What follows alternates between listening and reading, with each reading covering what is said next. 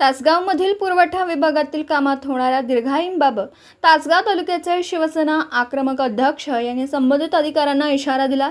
सर्वसामान्य जनतेला त्रास होत असेल तर शिवसेना स्टाईल आपल्याला समजावण्यात येईल।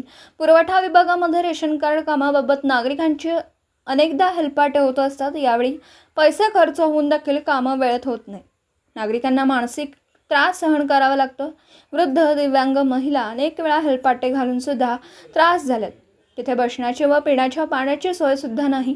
तरी पुरवठा विभागामध्ये होणारी गैरसोय तात्काळ संबंधित अधिकाऱ्यांनी नागरिकांना पुरवण्यात यावी, अन्यथा शिवसेनेच्या वतीने तीव्र आंदोलन करण्यात येईल, असा इशारा शिवसेना तालुका अध्यक्ष प्रदीप काका माने यांनी दिला। यावेळी विशाल शिंदे, संजय माने, समेत पाटील व इतर कार्यकर्ते उपस्थित होते। पत्रकार राजेंद्र शिंदे, झी न्यूज मराठी।